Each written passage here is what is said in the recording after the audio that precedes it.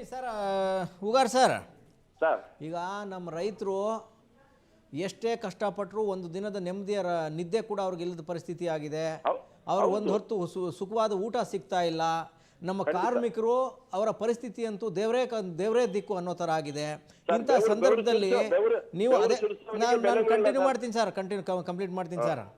ಅದೇ ಪರಿವಾರದಿಂದ ಬಂದು ಅದೇ ಕಾರ್ಮಿಕರ ಜೊತೆ ಅವರ ಕಾರ್ಮಿಕರ ನೆಮ್ಮದಿಗೋಸ್ಕರ ಫೈಟ್ ಮಾಡಬೇಕಾದ ನೀವು ವಾಪಸ್ ಹೋಗಿ ಅದೇ ರೈತನ ಕಷ್ಟ, ರೈತನ ವೇಷ ಹಾಕೊಂಡು ಅಲ್ಲಿ ಕಷ್ಟಪಡೋಕೆ ಶುರು ಮಾಡ್ತಿದ್ದೀರಲ್ಲ ಸರ್, ನಮ್ಗೆ ನೋಡೋಕ್ಕೆ ಆಗ್ತಾ ಇಲ್ಲ.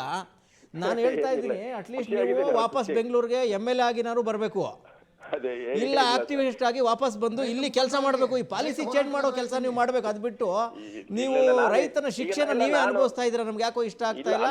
ನೀವು ಯಾವಾಗ ವಾಪಸ್ ಬೆಂಗಳೂರಿಗೆ ಬರ್ತೀರಾ, ವಿಧಾನಸೌಧಕ್ಕೆ ನೇರವಾಗಿ ಬರ್ತೀರಾ, ಅಥವಾ ಚಳವಳಿಗಾರರಾಗಿ ಬರ್ತೀರಾ, ಅಥವಾ ಮೀಡಿಯಾಗ ವಾಪಸ್ ಬರ್ತೀರಾ ಹೇಳಿ. ಈಗ ನೀವು ಮೀಡಿಯಾ ಬರೋಕ್ಕಿಂತ ಮೊದಲೇ ಚಳವಳಿಗಾರರು ಬಹಳ ಜನಕ್ಕೆ ಅದು ಗೊತ್ತಿಲ್ಲ. ಏನಾಗಿ ತಿಳ್ಕೊಂಡ್ಬಿಟ್ರೆ ನಾವು ಟೈ ಸೂಟು ಬೂಟು ನೋಡಿ ಜನ ನಮ್ಮನ್ನ ಅಳೆದಿದ್ದಾರೆ.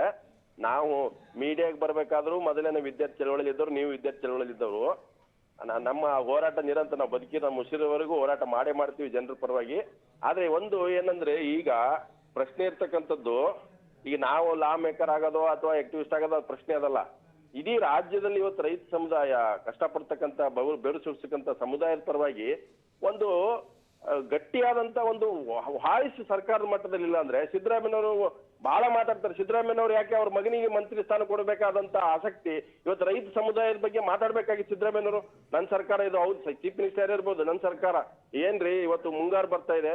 ಇವತ್ತು ರಾಜ್ಯದ ರೈತ ಇವತ್ತು 2 ವರ್ಷದಿಂದ ನಮ್ಮ ಸುಮಾರು ಭಾಗಗಳಲ್ಲಿ ಮಳೆ ಕೈ ಕೊಟ್ಟಿದೆ, ನೀರಿನ ಅಭಾವ ಇದೆ. ಇವತ್ತು ದಿನ ರಿಪೋರ್ಟ್ಗಳು ಬರುತ್ತೆ. ಅವ್ರು ಹೇಳ್ಬೋದಿತ್ತಲ್ಲ, ಒಂದು ಈಗಿರ್ತಕ್ಕಂಥ ಏನು ಎಷ್ಟು ತಮ್ಮ ಪುತ್ರ ಮತ್ತು ಮಾನಸ ಪುತ್ರರಿಗೆ ಏನಪ್ಪ ಅಂತಂದ್ರೆ ಇವತ್ತು ಮಂತ್ರಿಗಿರಿ ಕೊಡಿಸೋದ್ರಲ್ಲಿ ನಿರತರಾಗಿಬಿಟ್ಟಿದ್ದಾರೆ.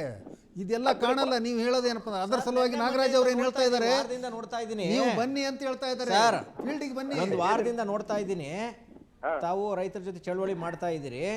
ನಾನು ಆ ಭಾಗದ ರೈತರಿಗೆ ಮತ್ತು ಆ ಭಾಗದ ನಿಮ್ಮ ಭಾಗದ ಜನಕ್ಕೆ ನಾನು ಅಪೀಲ್ ಮಾಡೋದಿಷ್ಟೇ, ಹೂಗಾರ್ ಅಂತವ್ರನ್ನ ನೀವು ಯಾಕೆ ಕೃಷಿ ಕೆಲಸಕ್ಕೆ ಅಲ್ಲೇ ಉಳಿಸಿದಿರಾ? ಅವ್ರನ್ನ ಎಳೆದು ಮೂವ್ಮೆಂಟ್ ಏನ್ ಬಂದಿದಾರಲ್ಲ ಅವ್ರನ್ನ ಪುಷ್ ಮಾಡಿ ಈ ಕಡೆ ಕಳಿಸಿ. ಇವ್ರು ಇಲ್ಲಿ ನಿಂತು ಕೆಲಸ ಮಾಡ್ಬೇಕು. ನಿಮ್ ಕೆಲಸನ ಅವ್ರ ಕೆಲಸನ ನೀವು ಮಾಡಿ ನಾನು ಮಾಡ್ತಾ ಇದ್ದೀನಿ ಸರ್, ಮನವಿ ಮಾಡ್ತಾ ಇದ್ದೀನಿ ನಿಮ್ಮ ಭಾಗದ ರೈತರಿಗೆ.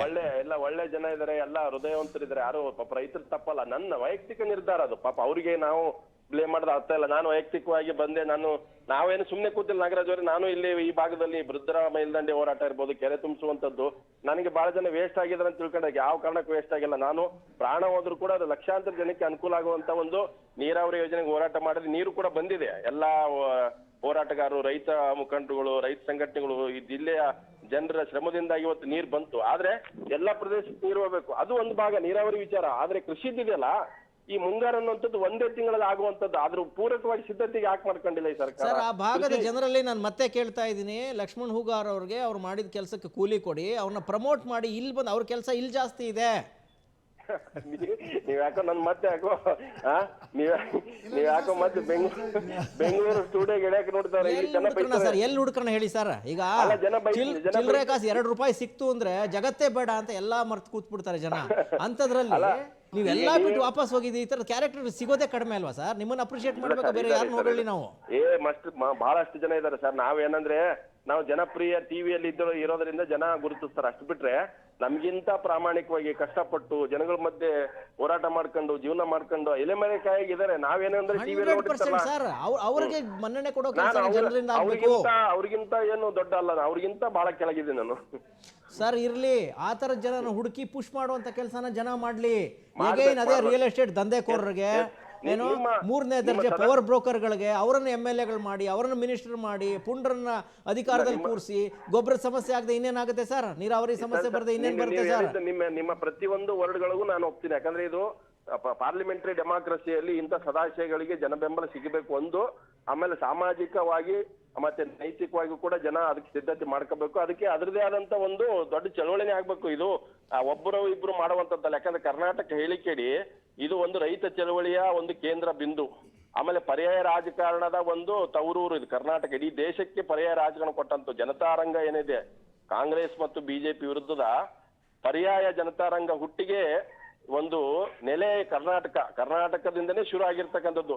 ಆಮೇಲೆ ಭೂ ಸುಧಾರಣೆ ಕಾಯ್ದೆಗಳು ಕೂಡ ದೇವರಾಜ ಅರಸು ಕಾಲದಿಂದ ಆಗಿರ್ತಕ್ಕಂಥದ್ದು. ಕರ್ನಾಟಕ ಬಹಳ ವಿಶೇಷವಾದಂತ ರಾಜ್ಯ ಇದು. ನಾವು ಬೇರೆ ರಾಜ್ಯಗಳಿಗೆ ಕಂಪೇರ್ ಮಾಡಕ್ಕಾಗಲ್ಲ. ಇವತ್ತು ಮಧುಲಿಮೆ ಅಂತವ್ರು ಇರ್ಬೋದು, ಲೋಯ ಅಂತವ್ರು ಇರ್ಬೋದು, ಬಂಗಾರಪ್ಪನಂತವ್ರು, ಇವರೆಲ್ಲರೂ ಕೂಡ ಸಮಾಜ ಚಳವಳಿ ಕೂಡ ಕರ್ನಾಟಕದಲ್ಲಿ ಅದಕ್ಕೆ ಗರ್ಭ ಕಟ್ಟಿ ಇಲ್ಲಿಂದನೇ ದೇಶಕ್ಕೆ ಹೋಗಿರ್ತಕ್ಕಂಥದ್ದು.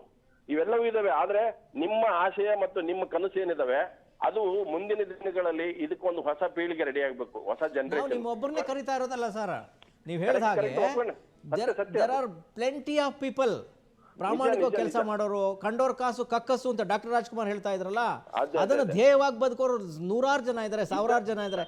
ಅವರನ್ನ ಯಾಕೆ ನಮ್ ಜನ ಪುಷ್ ಮಾಡ್ತಾ ಇಲ್ಲ? ಅವ್ರನ್ನ ಯಾಕೆ ಕೈ ಹಿಡಿತಾ ಇಲ್ಲ? ಆರಂಭದಲ್ಲಿ ಹೇಳಿದೆ, ನನ್ನನ್ನ ಟಿವಿ ಮಾಧ್ಯಮ ಅಥವಾ ಪತ್ರಿಕೆಗಳಲ್ಲಿ ಹೆಚ್ಚಿನ ಜನ ನೋಡಿರೋದ್ರಿಂದ ಅದನ್ನ ನನ್ನ ನಡೀತಾರೆ. ನಾನು ನನಗಿಂತನೂ 100 ಪಟ್ಟು ಕಷ್ಟಪಟ್ಟು ಪ್ರಾಮಾಣಿಕವಾಗಿ ಯಾರಿಗೂ ಗೊತ್ತಿಲ್ದಂಗೆ ಕೆಲಸ ಮಾಡ್ತಕ್ಕಂಥವ್ರು ರಾಜ್ಯದಲ್ಲಿದ್ದಾರೆ. ಅಂತವ್ರನ್ನ ಗುರುತಿಸ್ಬೇಕು. ಬಿಡಿ, ನಿಮ್ಮನ್ನ ಟಿವಿಯಲ್ಲಿ ನೋಡಿರ್ತಾರೆ, ಪಾಪ ಜನ ಏಪ್ಪ ಟಿವಿಯಲ್ಲಿ ಕಾಣ್ತಿದ್ದ, ಟಿವಿಯಲ್ಲಿ ಕ್ವಶನ್ ಕೇಳ್ತಿದ್ದ, ಜನಪರ ಇದ್ದ, ಅದು ಒಂದು ಭಾಗ. ಯಾಕಂದ್ರೆ ನೋಡಿರ್ತಾರೆ, ನಾವು ಮೀಡಿಯಾದಲ್ಲೇ ನಾವು ಒಂದ್ ರೀತಿ ಕಣ್ಣಿ ಕಾಣುವಂತವ್ರು. ಅಂದ್ರೆ ನೀವು ಜನಪ್ರಿಯವಾಗಿರೋರು ಜನಪರವಾಗಿರ್ಬೇಕು ಅಂತ ನಾನು ಬಯಸೋನು ವೈಯಕ್ತಿಕವಾಗಿ. ಈಗ ಜನಗಳ ಮಧ್ಯೆ ಒಂದು ಆ ರೀತಿ ಆಲೋಚನೆ ಬಂದ್ರೆ ಮುಂದಿನ ದಿನಗಳಿಗೆ ಆಗ್ಬೋದು, ಒಳ್ಳೇದಾಗ್ಬೋದು. ಯಾಕಂದ್ರೆ ನಿಮ್ಮ ನಿರೀಕ್ಷೆ, ನಿಮ್ಮ ಸದಾಶಯಕ್ಕೆ ನಂದು ಕೂಡ ಪೂರಕವಾದಂತ ಒಂದು ಅಭಿಪ್ರಾಯ ನಾನು ವ್ಯಕ್ತಪಡಿಸ್ತೀನಿ ಸರ್. Thank you sir. ನಾವು ನೀವೆಲ್ಲ ಸೇರಿ ಜನರ ಮುಂದೆ ಈ ರೀತಿಯ ಒಂದು ಸದಾಶಯದ ನುಡಿಗಳನ್ನ ಅವರ ಮುಂದೆ ನಮ್ಮ ಭಿನ್ನಮತಗಳನ್ನ ಇಡ್ತಾ ಹೋಗೋಣ. ನೋಡೋಣ ಯಾವ ಕಾಲಕ್ಕೆ ಜನಕ್ಕೆ ಅರಿವು ಬರುತ್ತೆ ಅಂತ ಯೋಚನೆ ಮಾಡೋಣ. ಈಗ ಪಾರ್ಲಿಮೆಂಟರಿ ಡೆಮಾಕ್ರಸಿ ಅಂದ್ರೆ ಬರೀ ಎಲೆಕ್ಷನ್ ಗೆದ್ದು ವಿಧಾನಸಭೆ ಪಾರ್ಲಿಮೆಂಟ್ಗೆ ಹೋಗೋದಲ್ಲ. ಪಾರ್ಲಿಮೆಂಟರಿ ಡೆಮಾಕ್ರಸಿ ಗಟ್ಟಿ ಆಗ್ಬೇಕಾದ್ರೆ ಸಮುದಾಯಗಳು ಮತ್ತೆ ನೆಲಮಟ್ಟದಲ್ಲಿ ಗ್ರಾಮೀಣ ಭಾಗ ಇರ್ಬೋದು, ನಗರ ಭಾಗದಲ್ಲಿ ಕೂಡ ಜನರೇಷನ್ ಕೂಡ ಅದಕ್ಕೆ ಮಾನಸಿಕ ಸಿದ್ಧತೆ ಮಾಡ್ಕೋಬೇಕು, ಅದಕ್ಕೆ ನೈತಿಕ ಬೆಂಬಲ ಕೊಡಬೇಕು. ಆವಾಗಲೇ ಪಾರ್ಲಿಮೆಂಟರಿ ಡೆಮಾಕ್ರಸಿ ಗಟ್ಟಿ ಆಗುತ್ತೆ ಮತ್ತೆ ನೈತಿಕವಾಗಿ ಬಲಿಷ್ಠ ಆಗುತ್ತೆ. ನೀವು ಮತ್ತೆ ನಮ್ಮ ನಾಗರಾಜ್ ಅವರು ಈ ಒಂದು ವಿಚಾರದಲ್ಲಿ ಈ ವಿಚಾರಗಳನ್ನ ಶೇರ್ ಮಾಡಿದ್ದಕ್ಕೂ ನಾನು ಕೂಡ ವೈಯಕ್ತಿಕವಾಗಿ ಜನರ ಪರವಾಗಿ ನಿಮ್ಗೆ ಅಭಿನಂದಿಸ್ತೀನಿ ಸರ್.